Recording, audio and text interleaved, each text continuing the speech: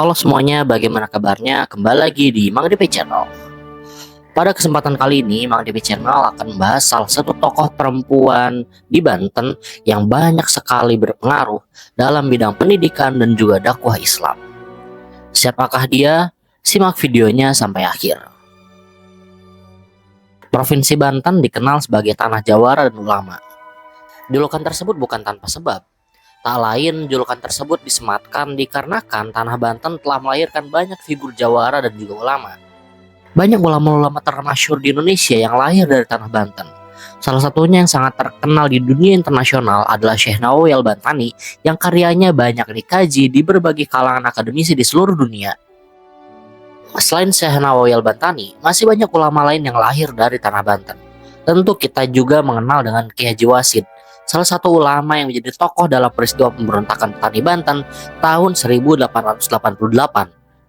Selain itu, kita juga mengenal dengan tokoh Kiai Haji Ahmad Khotim, salah satu ulama Banten yang menjadi tokoh dalam peristiwa perlawanan PKI di Banten terhadap pemerintah kolonial tahun 1926. Dan masih banyak lagi tokoh-tokoh ulama di Banten seperti Kiai Haji Umar Ancala, Kiai Haji Sadil Hasan, Syekh Muhammad Samun, dan masih banyak lagi. Namun, jika membahas tokoh-tokoh ulama di Banten sebagaimana disebut di atas, tokoh ulama yang selalu teringat hanyalah dari kalangan laki-laki dan jarang membahas tokoh ulama perempuan. Padahal, gelar ulama tidak hanya disematkan pada satu gender saja.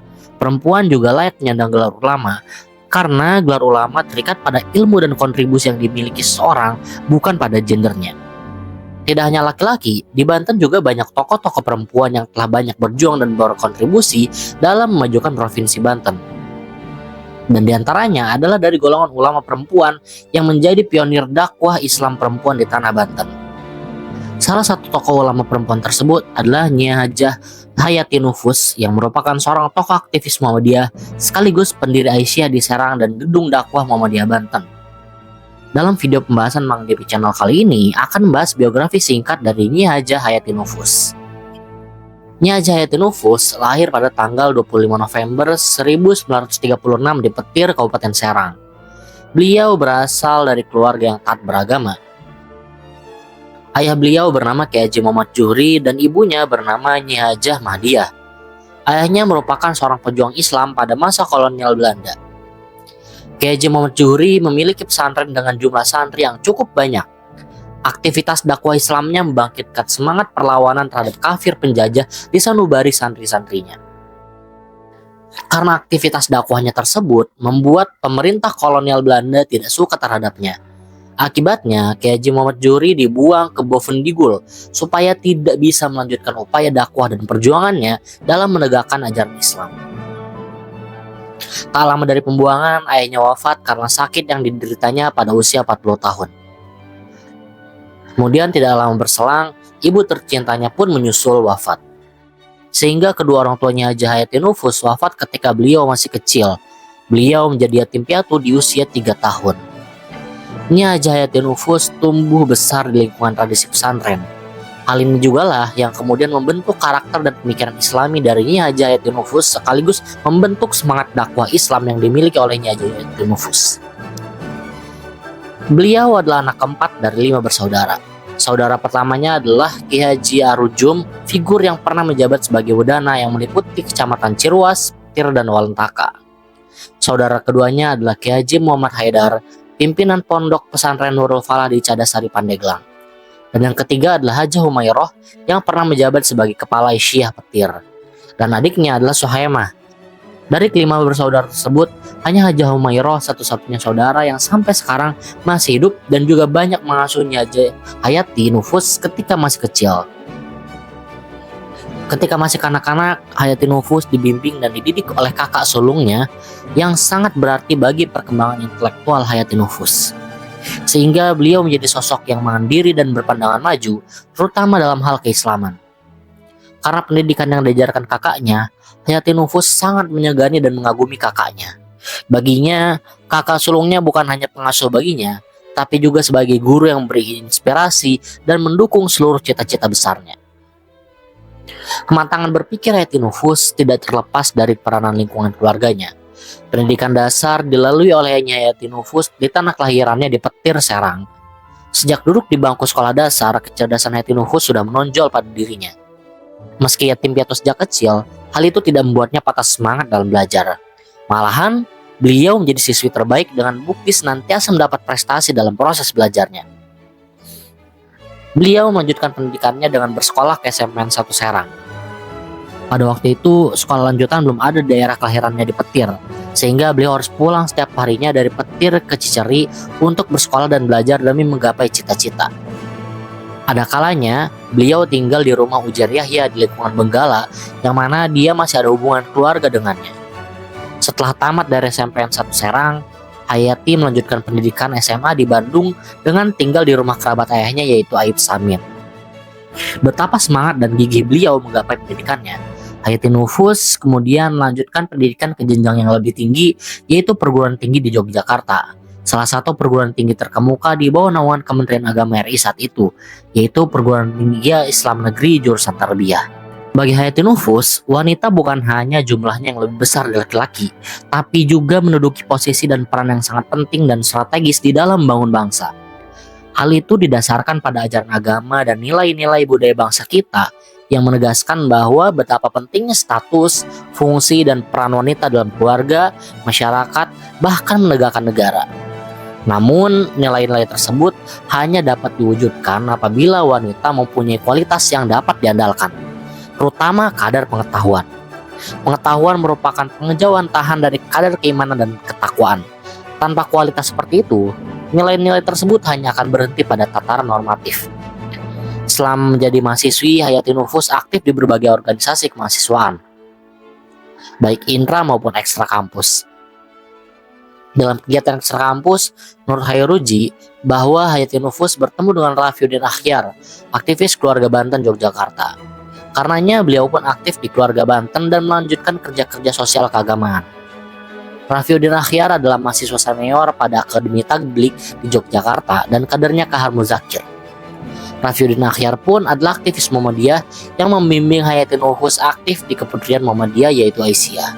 Selama menjalankan kegiatan berorganisasi, tidak pernah mengganggu kegiatan kuliahnya. Bahkan dapat menyelesaikan studinya dalam waktu yang relatif singkat. Seperti diuraikan sebelumnya, orang tua Hayatinufus menurut Hayruji sebenarnya dari kalangan Nahdlatul Ulama. Namun, pengaruh pergaulan berorganisasi yang mengantarkan Hayatinufus aktif di organisasi Aisyah Muhammadiyah hingga akhir hayatnya. Adapun beberapa dosen beliau diantaranya Mukhtar Yahya, Prof. Thohir Abdul Muin, dan Prof. Wasid Aulawi. Teman kuliahnya antara lain istri dari Kiai Haji Abdurrahman Wahid atau Gus Dur, yaitu Nyi Hajah Sinta Nuriyah. Seberesnya beliau menempuh pendidikan tinggi, beliau kembali ke Serang dan mengabdikan diri di lingkungan pesantren dan masyarakat Banten. Keterlibatannya dalam gerakan perempuan Muhammadiyah, khususnya Aisyah, menjadi bagian utama dari sejarah perjuangannya. Aisyah adalah organisasi perempuan Muhammadiyah yang bergerak di bidang pendidikan, kesehatan, kesejahteraan sosial, ekonomi, dan pemberdayaan masyarakat. Hayatinufus memahami bahwa perempuan memiliki peran strategis dalam membangun bangsa. Menurut pandangannya, perempuan bukan hanya jumlahnya lebih banyak, tapi juga memiliki posisi penting dalam keluarga, masyarakat, dan negara. Karena itu, pendidikan perempuan harus diperkuat agar perempuan bisa menjadi pribadi yang mandiri dan berdaya.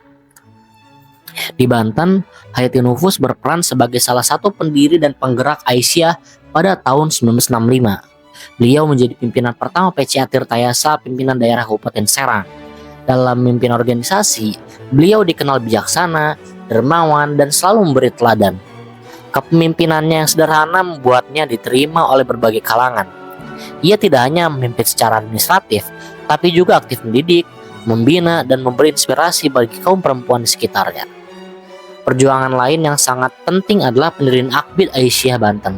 Gagasan ini muncul pada tahun 2000 yang mana pada saat itu beliau menjabat sebagai PWA Banten selama 2 periode dan di periode berikutnya beliau diangkat sebagai penasihat PWA Banten bersamaan dengan lahirnya Provinsi Banten. Pada awalnya ide tersebut sempat diragukan oleh sebagian pengurus Muhammadiyah. Namun dengan kegigihan yang luar biasa, lembaga itu akhirnya berdiri pada tahun 2004 dan Akbid mulai beroperasi dan memiliki peran yang dominan. Hayatinufus menjadi donatur utama, bahkan berani menjadikan tanah dan rumahnya sebagai jaminan demi mendukung pembangunan.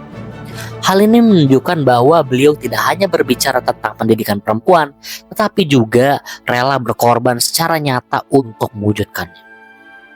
Selain Akbid, beliau juga aktif membangkang majelis taklim di berbagai tempat di Banten. Dakwahnya tidak berhenti di ruang kelas atau forum resmi, tapi juga hadir di tengah masyarakat. Beliau membangun jaringan pengajian yang dekat dengan kehidupan perempuan sehari-hari, sehingga nilai-nilai agama dapat dipahami dan diamalkan secara langsung. Di bidang pendidikan tinggi, Nyai Hajah Hayatin Nufus juga mengabdikan diri sebagai dosen di IAIN Sultan Maulana Hasanuddin Banten sejak tahun 1964 sampai pensiun pada 1994. Beliau pernah menjabat Wakil Dekan 1 Fakultas Tarbiyah dan kemudian juga menjadi pengajar di IAIB Serang. Bahkan dipercaya sebagai Dekan Fakultas Tarbiyah. Pengabdian panjangnya di dunia akademik menunjukkan bahwa beliau bukan hanya aktivis sosial, tetapi juga pendidik yang berkontribusi besar dalam pengembangan ilmu keislaman. Salah satu warisan pentingnya di bidang dakwah adalah perannya dalam pembangunan gedung dakwah Muhammadiyah di Kabupaten Serang. Pembangunan gedung ini berlangsung melalui semangat gotong royong, wakaf, dan penggalangan dana dari anggota Muhammadiyah serta Aisyah. Bahkan, beliau ikut menyumbangkan perhiasannya untuk membantu biaya pembangunan. Gedung ini kemudian berkembang menjadi pusat kegiatan dakwah, pendidikan, dan pelayanan masyarakat, termasuk pembinaan kesehatan umat, TK, PAUD, dan majelis taklim. Hayatin Nufus juga dikenal sangat peduli pada anak yatim dan keluarga kurang mampu. Sejak 1965, beliau aktif dalam gerakan orang tua asuh, mengumpulkan dan membina anak-anak dari keluarga miskin agar dapat menempuh pendidikan. Banyak di antara mereka yang kemudian berhasil menjadi sarjana. Perhatian ini memperlihatkan bahwa tujuan perjuangannya bukan sekedar membesarkan organisasi, tetapi membangun generasi yang lebih baik. Dalam kehidupan keluarga, beliau menikah dengan Sukarni Abdul Rauf pada 29 Maret 1981. Awalnya pernikahan mereka sempat dilarang oleh pamannya Sukarni, yaitu Abdul Munir. Bukan tanpa alasan, pelarangan tersebut dikarenakan perbedaan usia yang cukup signifikan, yang mana Sukarni lahir pada 11 Maret 1955, sehingga Sukarni dengan Nyai Hajah Hayatin Nufus memiliki perbedaan usia sekitar 19 tahun. Namun karena cintanya yang kuat, Sukarni berhasil meyakinkan paman dan ayah angkatnya sehingga berhasil mendapat restu untuk menikahi Hayatin Nufus. Sukarni pertama kali bertemu dengan Hayatin Nufus pada awal tahun 1975, yang mana pada saat itu Sukarni tengah menempuh pendidikan tinggi di IAIN Serang. Ketertarikan Sukarni untuk menikah dikarenakan kepribadian yang dimiliki oleh Nyai Hajah Hayatin Nufus. Suaminya mengenang Hayatin Nufus sebagai wanita dan istri yang solehah, penuh perhatian, hormat kepada suami, serta tetap rajin mengurus rumah tangga meski sibuk berdakwah dan mengajar.